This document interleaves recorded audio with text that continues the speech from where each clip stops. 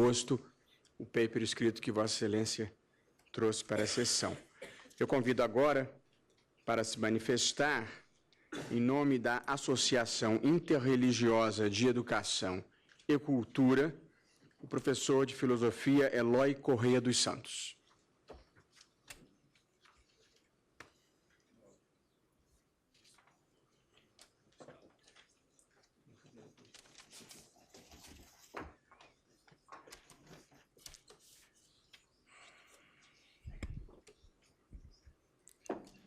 Quero saudar, primeiramente, excelentíssimo ministro Luiz Alberto Barroso, a todos os presentes, os expositores, a todos e todas, e dizer que a Assintec, Associação Interreligiosa de Educação e Cultura, ela existe já há 40 anos, fez em 2014 40 anos, mas ela não surgiu uma associação interreligiosa. Ela surgiu uma associação interconfessional. E, na época, 40 anos atrás, foi um grande avanço, quando colocou pastores e padres para dialogar. Porém, com a LDB de 96, a associação mudou. Deixou de ser interconfessional e passou a ser interreligiosa, quando foi composta também por religiões de matriz africana e religiões orientais. Hoje, a Assintec é composta por mais de 20 tradições religiosas, apenas para nomear algumas delas. A Assintec é composta pelo Centro de Estudo Budista Bodhisattva, que se dizem, inclusive, um centro de estudos, não um templo. A comunidade Ramakrishna Vedanta, de Curitiba, a comunidade Fé Bahá'í, a Federação Espírita do Paraná, a Igreja Católica Ortodoxa Ucraniana, Igreja Católica Apostólica Romana, Igreja Ecumênica da Religião de Deus, a LBV, Igreja Evangélica da Confissão Luterana, Igreja Anglicana, Messiânica, Ortodoxa Grega, Presbiteriana, Sociedade Islâmica do Paraná, o Judaísmo, religiões de matriz indígena, Seixonoye e o Sebras, que é a Sociedade Mediúnica do Brasil, que representa 2.000 terreiros de Umbanda e Candomblé do Paraná. Mas eu também falo em nome da Secretaria de Estado de Educação, da qual eu sou professor técnico pedagógico. Então, nós temos duas Assintecs. Uma é formada pelos líderes religiosos. A Assintec, de fato, é formada pelos líderes religiosos. Mas ela também tem uma equipe pedagógica formada por professores de ensino religioso. A Assintec, junto com a Secretaria de Estado de Educação, desenvolveu ao longo dos anos um debate. Debate que discutia, inclusive, a constitucionalidade ou não da disciplina. E o grande desafio era como fazer esse ensino religioso em um Estado laico, em um Estado republicano, superando aquelas tradicionais aulas de religião. Pois bem, um dos avanços foi a construção das diretrizes curriculares para o ensino religioso do Estado do Paraná. Diretrizes aprovada pelo Conselho Estadual de Educação. Diretriz que é composta pela história do ensino religioso no Brasil, as várias legislações, por uma concepção de objeto de estudo, metodologia, concepção de avaliação e referências bibliográficas. Pois bem, a partir dessas diretrizes que foram construídas coletivamente com os professores de ensino religioso, pesquisadores da academia e consultando as instituições religiosas, porque, como já foi citado anteriormente, a lei diz que a sociedade civil organizada deve ser ouvida. E, nesse caso, a Assintec representa a sociedade civil organizada. Essas diretrizes são propositivas, principalmente quanto ao objeto de estudo. O que se ensinar no ensino religioso? Religião, de fato, parece que pela exposição de todos que me antecederam e que são contra o ensino religioso confessional, parece que religião tem um espaço específico para ser ensinada, que é dentro do lugar sagrado, dentro da igreja, dentro do templo, da mesquita, da sinagoga, do terreiro. Religião tem um espaço, que é o espaço privado. No espaço público, na esfera pública, o que ensinar? O conhecimento. E qual conhecimento ligado à religião? Um conhecimento que emancipe, um conhecimento que venha favorecer o respeito à diversidade. Acompanhando as várias pesquisas, nós já vimos religião comparada. Comparar religiões é uma coisa muito perigosa. O ensino de valores ou acaba sendo uma desculpa para continuar fazendo proselitismo, porque se fala que vai trabalhar valores não cristãos, valores humanos, mas acaba virando proselitismo. E, além disso, outras disciplinas também trabalham valores. Educação física trabalha valores corporais, a arte trabalha valores. Não é uma função do ensino religioso, especificamente, trabalhar valores. Então, nós chegamos à conclusão que precisávamos de um objeto de estudo. E nas diretrizes curriculares do Estado do Paraná, chegamos ao sagrado. O sagrado, ele é fenomênico, ele não discorda da ideia do fenômeno religioso. Mas o que é o fenômeno religioso? Até uma pessoa com uma placa, como a gente vê nos filmes, O Fim do Mundo Está Próximo, também é fenômeno religioso. Foi citado aqui, muito bem citado, por sinal, pelo doutor Tiago, satanismo, religião da maconha, também é fenômeno religioso? Será que daríamos conta, então, dessa grande complexidade? Chegamos, então, ao sagrado. O sagrado como objeto de estudo. E o sagrado se divide fenomenicamente, materialmente, em lugar sagrado, símbolo sagrado, textos sagrados orais e escritos, ritos, festas. A partir das diretrizes, nós começamos um amplo trabalho de formação continuada de professores. E essa é a minha função na Secretaria de Estado de Educação, dar formação continuada para professores de ensino religioso. Nessas formações, nós temos algumas modalidades, eu vou citar alguns exemplos. Visitas técnicas, nós levamos os professores para conhecer uma mesquita, uma sinagoga, um terreiro de umbanda e candomblé, e ouvir o próprio líder religioso falando da sua tradição religiosa. Outro tipo de formação é chamar especialistas. Por exemplo, tem o professor pós-doutor Silvio Fausto Gil, da Universidade Federal do Paraná, que estuda lugar sagrado. Então, ele vem falar dos vários lugares sagrados. Mas aí, um dos problemas era como contemplar a diversidade. Vamos trabalhar as mais de 90 mil religiões catalogadas no mundo, as religiões hegemônicas, ou as grandes religiões. Eu tenho alguns livros em casa que falam as grandes religiões. Eu sempre me pergunto, e as pequenas não contam? Ou então, as tradições religiosas, as novas, que não são tradicionais, também ficam de fora? E nós, depois de um amplo debate, chegamos ao entendimento de trabalhar matrizes religiosas. Não matrizes no sentido de onde a religião nasceu, isso seria muito complicado. Vamos pensar na realidade do Brasil. Qual é a primeira religião no Brasil? Isso, não quero aqui discutir o termo religar, religiare, enfim, porque se formos pensar se o budismo, se me permite falar, o colega já falou muito bem, se não tem um Deus para religar, então o budismo não é religião. Se o indígena cultua a natureza, então não é religião. Então, academicamente, aceitamos o termo religião para tratar de todas essas organizações religiosas no Brasil. A primeira tradição religiosa é indígena. Inclusive, a primeira a sofrer supressão, a primeira a sofrer discriminação. A segunda que vem no processo de colonização, a religião católica. E, posteriormente, os negros escravizados vêm com as suas religiões da África, as religiões, né, porque são muitas as tradições religiosas que vieram da África, e muitos negros muçulmanos, não apenas de religião africana, mas muitos muçulmanos. Posteriormente, vamos ter no processo de imigração as religiões orientais. Então, podemos falar em 4 grandes matrizes religiosas, para se for tentar tratar a diversidade. Então, nós trabalhamos o sagrado a partir do fenômeno religioso e o sagrado, lugar, símbolo, texto, rito, mito, festa, mas tem que contemplar as 4 matrizes. Então, africana, indígena, oriental e ocidental. Mas para que trabalhar ensino religioso na escola pública, visto que o espaço da religião não é dentro da escola pública?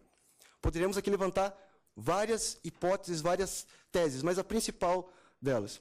Quando nos deparamos com o fundamentalismo religioso, e o Dr. Tiago tratou aqui brilhantemente de vários pontos onde nós temos aí invasão de terreiros de umbanda e candomblé, depredação inclusive de imagens da Nossa Senhora, agressões em nome de religião, parece que a escola pública não pode se furtar do dever de debater e de implementar um ensino que trate do respeito à diversidade cultural.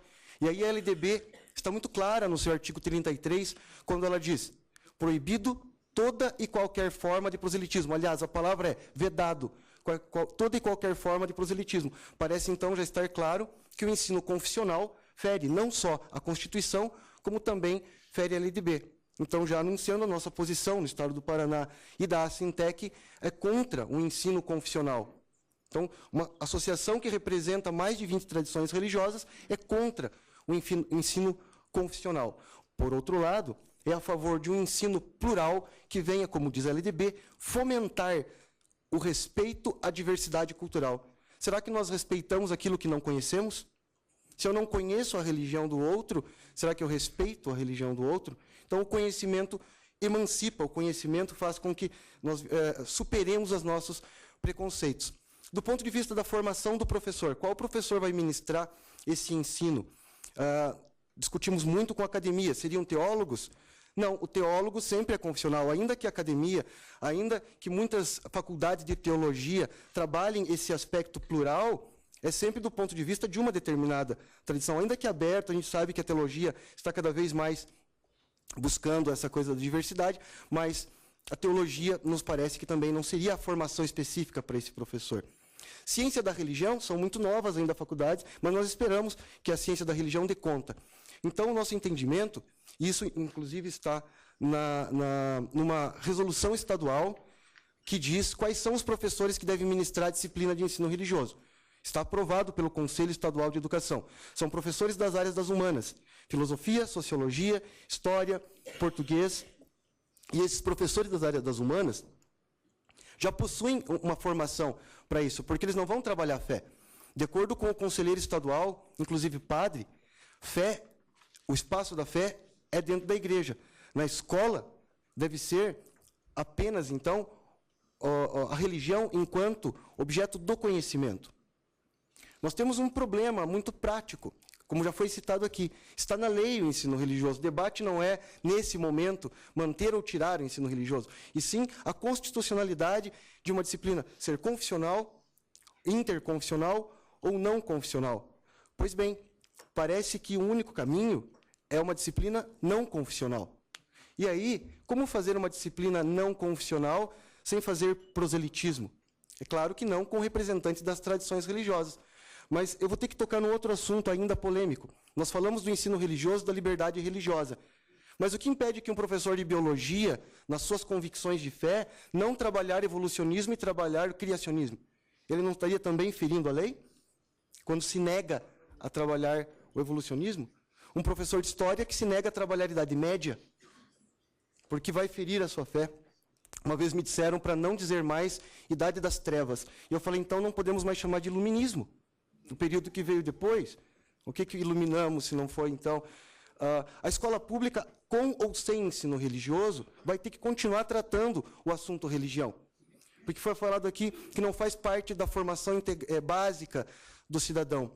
Bom, o fenômeno religioso está posto na sociedade. O nosso aluno anda e vê uma mesquita, vê uma sinagoga, vê alguém com um símbolo religioso, ele quer saber o que é. E aí, foi citado Nelson Mandela, de manhã, e agora, nós não nascemos com preconceito religioso. Nós somos ensinados a ter preconceito religioso. Então, devemos ser ensinados a superar o preconceito religioso.